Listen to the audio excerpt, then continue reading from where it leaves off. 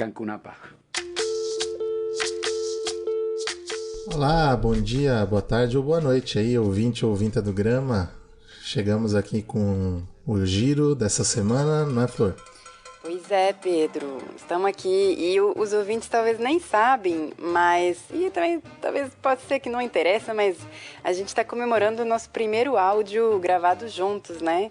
Depois desses meses todos que nós entramos nesse barco, só agora que a gente realmente encontra para falar. Nós vamos falar de um monte de coisa, né, Pedro? Estamos acabando com as teorias da conspiração aí de que nós não nos damos bem ou que nós somos a mesma pessoa. E por isso não estávamos juntos em nenhum programa do Grama. Mas agora isso acabou. Isso. Eu achei que eu era você mesmo, tem a hora.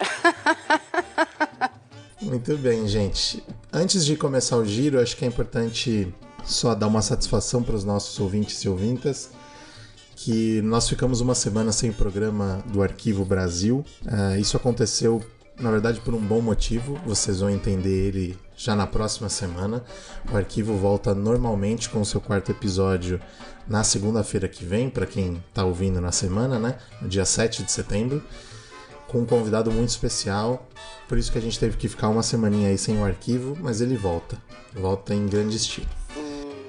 Tem uma grande expectativa aí, Pedro, né? Você sabe da sua responsabilidade. Mas vamos ver. É sempre difícil, né? Suprir as expectativas, mas estamos tentando aqui com o Arquivo, acho que está bem legal. E começando o nosso giro, como sempre, falando um pouco sobre um raio-x aí da pandemia. A gente está no momento ainda em pandemia na América Latina. Estamos com mais de 7 milhões e 200 mil casos do Covid e cerca de 280 mil mortos na América Latina nesse momento. Alguns países como o Brasil e o México continuam puxando essa curva para cima e é sempre importante lembrar que as coisas ainda não passaram por aqui e, pelo que a gente está entendendo, vão demorar para passar, né? Sim. Cancunapa. Muito bem, começando o giro então, gente. Acho que a primeira pauta da nossa semana é a gente colocar um pouquinho essa questão, né, que aconteceu aí da briga na Organização dos Estados Americanos, na OEA. Nessa semana, o brasileiro Paulo Abraão foi derrubado do cargo de secretário-geral da Comissão Interamericana de Direitos Humanos, a CID, por uma decisão unilateral do secretário-geral da OEA, o Luiz Almagro. O Luiz Almagro é sempre bom lembrar que é uma figura que tem bastante apoio, especialmente de 3 países da OEA, Estados Unidos, Brasil e Colômbia, os países que hoje lideram a frente de extrema-direita no continente. Uhum. O Brasil elogiou esse veto do Almagro ao Paulo Abraão, ainda que isso seja uma questão complexa diplomaticamente, né? O Brasil vetando um brasileiro a assumir um cargo internacional, né? E isso acusou um racha dentro da OEA e dentro do Mercosul, já que a chancelaria argentina emitiu um comunicado muito veemente se negando a aceitar qualquer interferência da OEA na Comissão de Direitos Humanos, que é um órgão autônomo da OEA. Pois é, né? Como é que 2 instâncias assim interagem uma na outra? Pois é. É uma ingerência direta, né, para o principal órgão de direitos humanos nas Américas.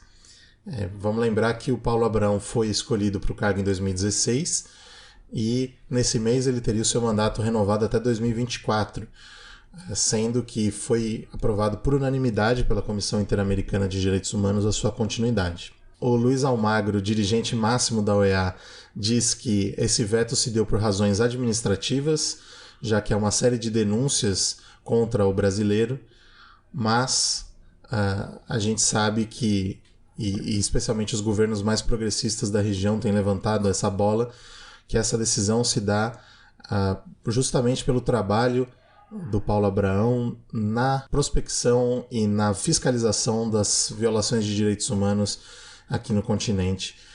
E o foco estava especialmente nesses países mais à direita, que se organizaram com sua força para tirá-lo do cargo, né?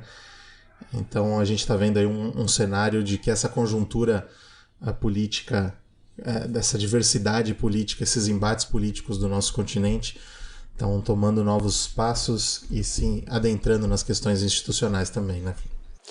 Até porque o Almagro falou dessas denúncias administrativas, mas nem chegou a apresentar as provas, né? Então, ficou numa situação extremamente complexa e a gente sabe da importância dessas instituições porque elas são aquelas onde a gente pode remeter, né, as denúncias de violação importante. Então, se essas instituições também se tornam apodrecidas, a democracia e a defesa dos direitos perde mais uma batalha. Pois é, assim como aconteceu no Brasil, tá fácil no nosso continente acusar as pessoas sem provas, mas com convicção, né? Cancunapa. Bom, a gente tem talvez algumas novidades agora no Equador.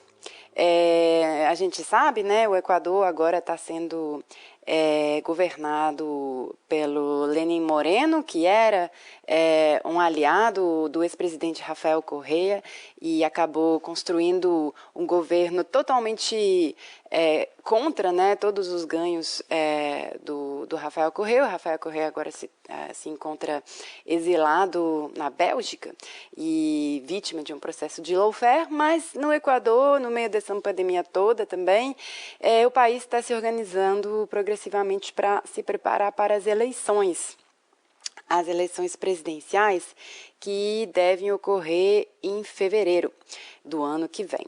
E aí tem uma pequena novidade essa semana, porque, enfim, a gente está num processo agora das indicações das pré-candidaturas e a coalizão, né, que chama Centro Democrática ou União Nacional pela Esperança, onde tem, né, o partido do Rafael Correa, que chama Revolução Cidadã, acabou indicando uma dupla de pré-candidato à presidência, que é uma figura que chama Andrés Arauz para presidente e o outro Rafael Correa para vice-presidente, ou seja, numa situação um pouco similar àquela que a gente conheceu na Argentina, por exemplo, com a Cristina Kirchner, o Rafael Correa volta a concorrer às eleições presidenciais como vice-presidente.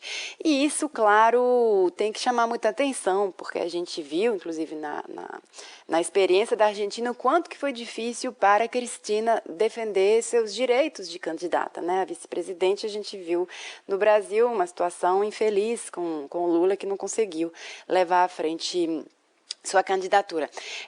Esse Andrés Arauz, ele é uma jovem figura política, ele tem 35 anos, ele é matemático e economista, e ele também foi ministro na época do Correia, olha só que ministério bonito, eu acho que eu teria gostado de assumir esse ministério. Ministério do Conhecimento e do Talento Humano. E aí esses dois aí vão concorrer às eleições.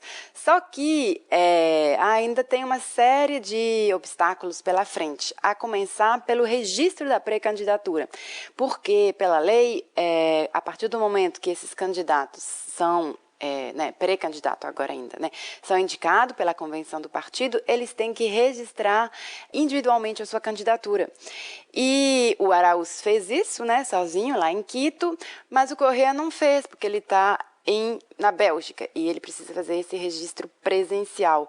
Ele tem até o dia 1º de setembro para fazer isso, para registrar sua pré-candidatura antes ainda de fazer o registro formal da candidatura. Então, assim, entra provavelmente uma grande saga aí em torno dessa concorrência eleitoral que a gente precisa olhar com muita atenção. E para conversar um pouco sobre isso, entender todo esse processo, a gente convidou o companheiro e comunicador Luiz Fernando Pintado para falar um pouco sobre isso. Ele é jornalista lá no Equador, edita uma revista online e ele vai analisar um pouco para a gente como que a gente deve estudar e entender, né, esses próximos meses que o Equador vai viver. Hola, muchas gracias Flor por la oportunidad, por el espacio. Mira, acá en Ecuador la situación es bastante complicada, pero ventajosamente hemos logrado la inscripción del binomio presidencial para las elecciones con un compañero joven de 35 años, Andrés Arauz, gran compañero comprometido con el proyecto político de la Revolución Ciudadana, y como binomio estaremos haciendo todo lo posible para lograr que se acepte el registro del compañero Rafael Correa como vicepresidente de la República. La situación es muy compleja alrededor de esto. Los juicios alrededor de Rafael se han aumentado y el Consejo Nacional Electoral ha presentado un reglamento que se va por encima de la ley y la Constitución, en donde exige que debe aceptarse la candidatura de manera personalísima e entregable en las instalaciones del CNE. Esto se lo hace por primera vez en la historia y en medio de una pandemia. Es decir, este reglamento va direccionado exclusivamente para impedir que Rafael Correa sea candidato a la vicepresidencia de la República. Como todos saben, él se encuentra residiendo en Bélgica, por lo que le sería imposible aceptar su candidatura en las instalaciones del Consejo Nacional Electoral. Sin embargo, déjame decirte que el escenario político se ha visto totalmente pateado con la candidatura de Andrés. Al segundo día de anunciado Andrés su aceptación para ser candidato a la presidencia de la República, tres grandes o de los principales candidatos, de las principales opciones de la derecha, demitieron a su candidatura para hacer un llamado a la consolidación de un solo frente para impedir el regreso del correísmo al poder. Esto sin duda ha puesto a temblar a la derecha, porque Andrés se ha convertido en la única opción del centro a la izquierda y del progresismo para los ecuatorianos y las ecuatorianas. Sin embargo, hay cosas bastante complicadas, como se prevé un escenario similar al de Bolivia, en donde podríamos nosotros tener la primera opción para ganar las elecciones, pero que se nos las roben en el Consejo Nacional Electoral y no nos permitan ganar en las urnas. Esto es muy complejo. Estamos haciendo un llamado a toda la comunidad internacional a estar vigilantes de que se respete y que sean las organizaciones, las instituciones internacionales las garantes de la democracia en el Ecuador. Por otro lado, es interesante ver cómo los diferentes medios de comunicación han hecho un cerco mediático total a la figura de Andrés, pero las redes sociales han estallado y no dejan de hablar de lo que significa Andrés Arauz para el proyecto político de la Revolución Ciudadana y para los ecuatorianos como la única opción progresista en el país. Andrés Arauz ocupó varios secretarías de Estado en el gobierno de Rafael Correa, es un economista brillante y sobre todo es un compañero leal y convencido de que la Revolución Ciudadana es la única alternativa que le queda al Ecuador. La campaña recién ha empezado, el proceso de pre-campaña. Oficialmente la campaña electoral empezará en la última semana de diciembre, pero desde ya hay un gran movimiento a nivel nacional de todas las organizaciones y movimientos sociales que han decidido plegar a esta candidatura. Como te decía, el día martes se va a intentar registrar la candidatura de Rafael Correa. Esperamos el Consejo Nacional Electoral acepte. Rafael ha delegado a su hermana con un poder para que lo registre en el Consejo Nacional Electoral. El Código de la Democracia prevé que puede hacerse la aceptación y la inscripción de la candidatura por una delegación de poder. Sin embargo, como digo, este reglamento que se han inventado a última hora, pues va dirigido exclusivamente para impedir su participación. Daremos todas las luchas en todos los niveles judiciales que sean necesarios para garantizar el derecho a la participación política de uno de los principales líderes de la Revolución Ciudadana, como lo es Rafael Correa Delgado. Creo que América Latina y la patria grande estaremos vigilantes de que se respete la democracia, de que se respete la institucionalidad y de que se respete el derecho a la participación política de todas las fuerzas electorales. Es cuanto podría informarte y siempre a las órdenes y muchas gracias por el espacio, Flor. Un abrazo grande desde el Ecuador. Cancunapa. Outra coisa para a gente ficar de olho nas próximas semanas aqui no nosso continente é a greve dos caminhoneiros no Chile, que se iniciou agora na última sexta-feira, dia 28, aumentando uma pressão que já era muito grande sobre o presidente de lá, o Sebastián Pinheira. Os caminhoneiros estão exigindo leis mais duras para combater a onda de assaltos e violência nas estradas. E é interessante a gente dar uma olhada, nós aqui no Brasil que passamos por uma greve dos caminhoneiros para desestabilizar um governo recentemente, é interessante que a gente olhe como que isso se dá também, uma greve dos caminhoneiros de desabastecimento no meio de uma pandemia, né? O Chile declarou estado de calamidade pública devido à pandemia e ainda não saiu desse estado de calamidade pública. Então uma greve dos caminhoneiros nesse momento ganha contornos ainda mais complexos lá no país. Eu acho que uma coisa que é interessante da gente lembrar, pensando na conjuntura chilena, é que o Chile já havia passado por essa experiência de greve de caminhoneiros uma vez na história. Em 1972, os caminhoneiros, com apoio da direita e dos militares, realizaram uma greve geral que desabasteceu as principais cidades do país, especialmente Santiago, que aumentou a pressão contra o governo de Salvador Allende, que seria deposto através de um golpe de Estado em setembro de 1973. Sim, né, a gente vê como que os fatos nos lembram muito fenômenos do passado e a gente precisa, de fato, ficar de olho. Cancunapa. Mas se a gente pegar nosso barco, fizer a volta da América Latina, às vezes barco não é prático para rodear toda essa América Latina, porque a gente quer chegar lá no Honduras. Então nós temos que dar aquela volta toda, porque tem algumas boas notícias, ou luz de esperanças, vamos dizer assim. Vocês devem lembrar de um fato muito triste que aconteceu 4 anos atrás, no dia 2 de março de 2016, quando uma liderança indígena e ambientalista importante, Berta Cáceres, foi assassinada na sua comunidade de La Esperança. Ela era uma liderança importante nacional que coordenava o Conselho Cívico das Organizações Populares Indígenas de Honduras, que estavam liderando uma luta muito forte e importante contra um projeto de hidroelétrica na região. Ela foi assassinada e demorou 3 anos para que os 7 acusados pelo crime foram condenados também, inclusive condenados a penas duras, de 30 a 50 anos de prisão. Mas ainda faltava a condenação do autor intelectual do crime, né? Aquele que tinha pensado e organizado o crime para que ele fosse realizado. Esse homem chama David Castillo. Ele é simplesmente o presidente daquela empresa, a Empresa de Desenvolvimento Energética, a DESA, que estava organizando esse projeto hidroelétrico. Então a gente sempre não precisa ir buscar muito longe, né? Sempre são esses atores que estão em frente liderando aqueles projetos, megaprojetos, que não suportam a possibilidade de ter lideranças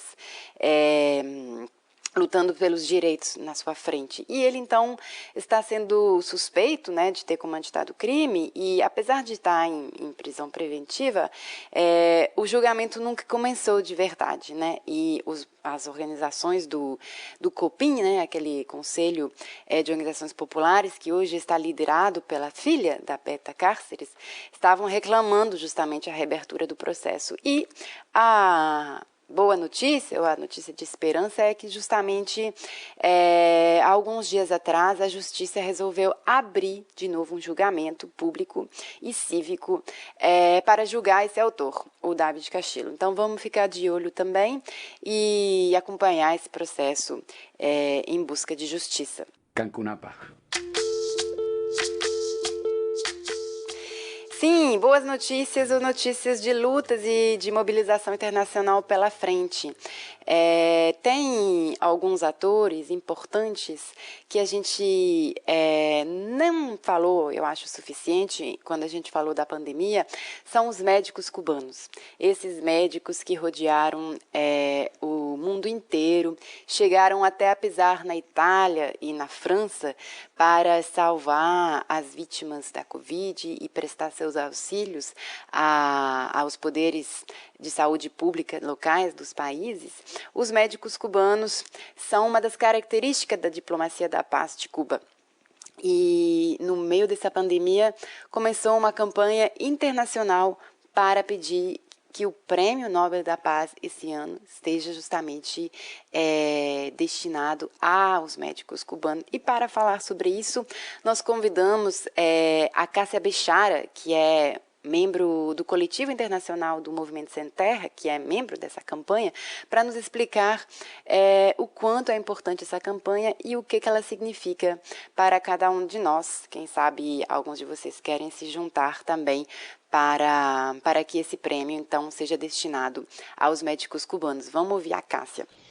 Médicos e não bombas. Essa frase foi dita por Fidel Castro em 2003, durante um discurso para profissionais de saúde cubanos que estavam partindo para missões internacionalistas. A frase reflete bem a política de relações internacionais de Cuba, baseada na solidariedade e internacionalismo e não em intervenções militares. A primeira missão médica internacionalista saiu de Cuba em 23 de maio de 63, apenas alguns anos depois do triunfo da Revolução Cubana. Nessa ocasião, cerca de 50 profissionais de saúde cubanos foram atuar como voluntários na Argélia, país que tinha conquistado sua independência da França um ano antes. Como a maioria dos médicos do país eram franceses, depois da independência eles deixaram o país. E nessa ocasião, Fidel disse: hoje podemos enviar 50, quem sabe quantos, dentro de 8 ou 10 anos, poderemos enviar para ajudar nossos povos irmãos. E assim foi. Desde então, mais de 400 mil profissionais de saúde cubanos serviram em 164 países da América Latina, Caribe, África, Ásia, Oriente Médio e até mesmo da Europa. Em setembro de 2005, Fidel Castro criou o Contingente Internacional de Médicos Especializados em Situações de Desastres e Graves Epidemias, para oferecer assistência a nada menos que os Estados Unidos, no momento do furacão Katrina, em Nova Orleans. O nome desse contingente foi dado de Henry Reeve, em homenagem a um brigadeiro estadunidense do Exército Libertador Cubano no século XIX. A Brigada Henry Reeves já atuou com mais de 10 mil profissionais em vários países, enfrentando inundações, furacões, terremotos e epidemias. Essa ilha, de pouco mais de 11 milhões de habitantes, quase a metade da população da Grande São Paulo, cercada por um bloqueio econômico brutal, que já enviou, através da Brigada Henry Reeves, 2 mil médicos para 25 países para ajudar no combate à pandemia do Covid-19. Esse é o espírito do internacionalismo solidário. É generosidade, é humanidade, é amor, é desinteresse pessoal. E mais uma vez é Fidel que nos ensina que solidariedade não é oferecer aos outros povos o que nós temos de sobra, mas oferecer o que temos de melhor. E é isso que Cuba oferece ao mundo.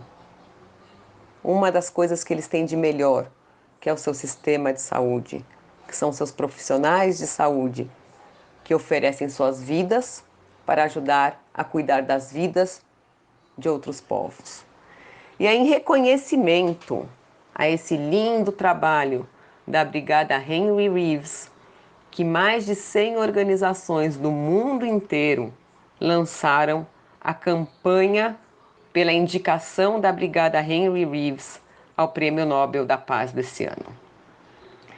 A campanha foi lançada na Europa no dia 26 de julho, uma data bem simbólica para Cuba, o dia do ataque ao quartel de Moncada, e foi lançada internacionalmente no dia do aniversário de Fidel Castro, dia 13 de agosto.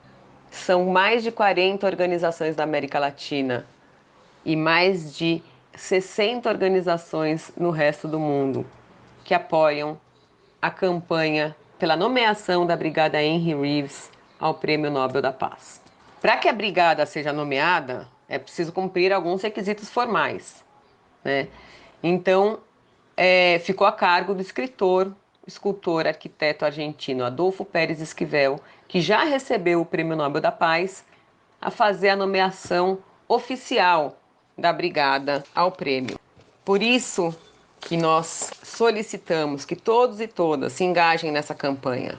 Ninguém, nesse momento de pandemia que afeta o mundo inteiro, merece mais o reconhecimento da luta pela paz do que os médicos e médicas cubanas que estão combatendo a pandemia no mundo inteiro.